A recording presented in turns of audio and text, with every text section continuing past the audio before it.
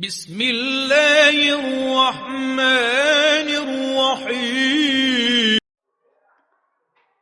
نحمده ونصلي على رسوله الكريم اما بعد اعوذ باللہ من الشیطان الرجیم بسم اللہ الرحمن الرحیم سبحانك لا علم لنا الا ما علمتنا انك انت العلیم الحکیم صدق اللہ العظیم وصدق رسولہ النبی الامین الکریم۔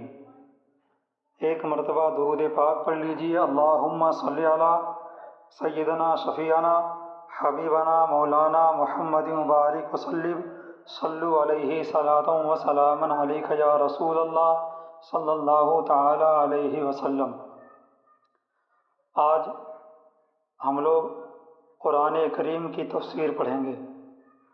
سب سے پہلے بسم اللہ الرحمن الرحیم کی تفسیر پڑھ لیتے ہیں، پھر انشاءاللہ الرحمن سورہ فاتحہ کی تفسیر پڑھیں گے۔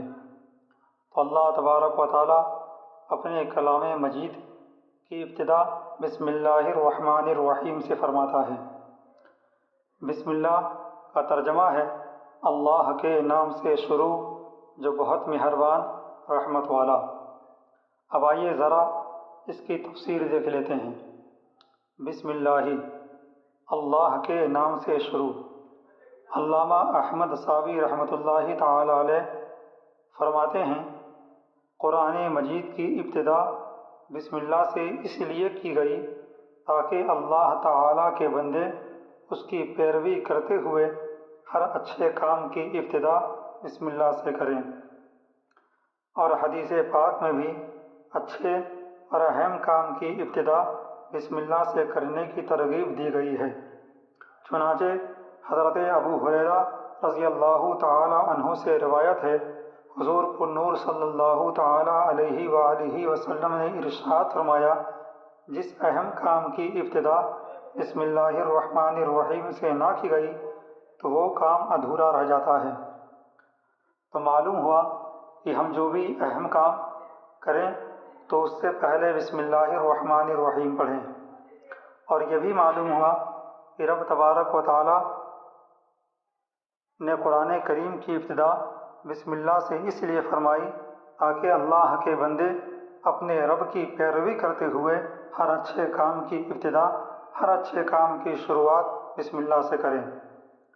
اور بسم اللہ سے کام کے شروع کرنے کا فائدہ یہ ہے کہ جو بھی کام ہم کرتے ہیں اگر خدا نخواستہ اس میں کوئی کمی ہوگی، اس کام میں کوئی عیب ہوگا، کوئی نقص ہوگا، تو رب تبارک و تعالی بسم اللہ پڑھنے کی برکت سے آپ کے اس کام میں جو کمیاں ہوں گی، جو خرابیاں ہوں گی، جو عیب ہوں گے، رب تبارک و تعالی ان کو دور فرما دے گا۔ لہٰذا تمام مسلمانوں کو چاہیے کہ وہ ہر نیک اور جائز کام کی ابتدا بسم اللہ الرحمن الرحیم سے کریں، اس کی بہت برکت ہے۔ اب آگے دیکھیے، الرحمن الرحیم جو بہت مہربان رحمت والا ہے۔ امام فخر الدین رازی رحمۃ اللہ تعالی علیہ فرماتے ہیں اللہ تعالی نے اپنی ذات کو رحمان اور رحیم فرمایا تو یہ اس کی شان سے بعید ہے کہ وہ رحم نہ فرمائے۔ مروی ہے کہ ایک سائل نے بلند دروازے کے پاس کھڑے ہو کر کچھ مانگا تو اسے تھوڑا سا دے دیا گیا۔ دوسرے دن وہ ایک کلہاڑا لے کر آیا اور دروازے کو توڑنا شروع کر دیا۔ اس سے کہا گیا کہ تو ایسا کیوں کر رہا ہے؟ اس نے جواب دیا، تو دروازے کو اپنی عطا کے لائق کر یا اپنی عطا کو دروازے کے لائق بنا۔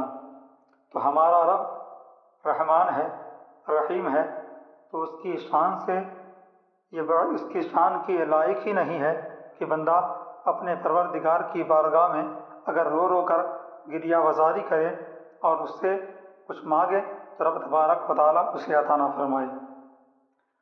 تو ہمیں چاہیے کہ ہم اپنے پروردگار کی بارگاہ میں رو رو کر گریہ وزاری کرتے ہوئے اپنا مدعا، اپنا مطالبہ رب کی بارگاہ میں رکھیں تو انشاءاللہ الرحمن رب تبارک و تعالیٰ ہماری مرادوں کو قبول فرمائے گا اور ہمیں عطا فرمائے گا۔ بسم اللہ سے متعلق چند شرعی مسائل ہیں، ان کو سن لیجیے۔ علماء کرام نے بسم اللہ سے متعلق بہت سے شرعی مسائل بیان کیے ہیں، ان میں سے چند درج ذیل ہیں۔ ایک، جو بسم اللہ ہر سورت کے شروع میں لکھی ہوئی ہے یہ پوری آیت ہے، اور جو سورہ نمل کی آیت نمبر 30 میں ہے وہ اس آیت کا ایک حصہ ہے۔ دوسرا، بسم اللہ ہر سورت کے شروع کی آیت نہیں ہے بلکہ پورے قرآن کی ایک آیت ہے جسے ہر سورت کے شروع میں لکھ دیا گیا تاکہ دو سورتوں کے درمیان فاصلہ ہو جائے۔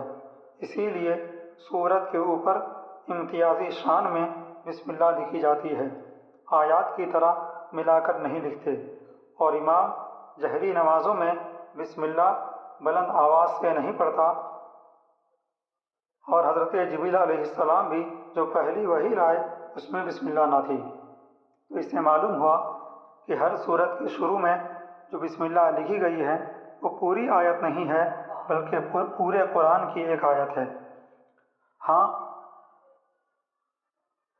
بسم اللہ کو ہر سورت کے شروع میں اس لیے لکھا گیا ہے تاکہ دونوں سورتوں کے درمیان فاصلہ ہو جائے، امتیاز ہو جائے، معلوم ہو جائے کہ ہاں یہ سورت ختم ہو رہی ہے اور یہاں سے دوسری سورت شروع ہو رہی ہے۔ تیسرا مسئلہ یہ ہے کہ تراویح پڑھانے والے کو چاہیے کہ وہ کسی ایک سورت کے شروع میں بسم اللہ آواز سے پڑھے تاکہ ایک آیت رہ نہ جائے۔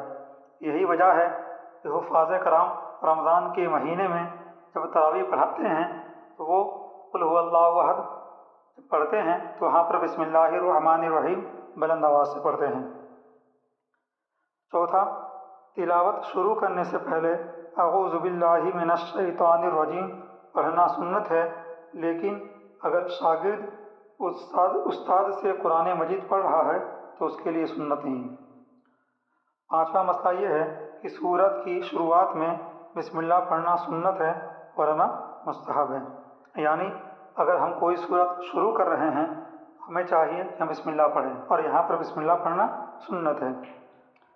چھٹا مسئلہ، اگر سورہ توبہ سے تلاوت شروع کی جائے تو اعوذ باللہ اور بسم اللہ دونوں کو پڑھا جائے، اور اگر دوران تلاوت سورہ توبہ آ جائے تو بسم اللہ پڑھنے کی ضرورت نہیں ہے۔ معلوم ہوا کہ سورہ توبہ کے شروع اگر اپنی تلاوت کا آغاز ہم سورہ توبہ سے کر رہے ہیں تو وہاں پر اعوذ باللہ اور بسم اللہ دونوں پڑھیں گے، لیکن اگر ہم تلاوت کرتے ہوئے آ رہے ہیں اور سورہ توبہ آ گیا تو وہاں ہمیں بسم اللہ پڑھنے کی ضرورت نہیں ہے۔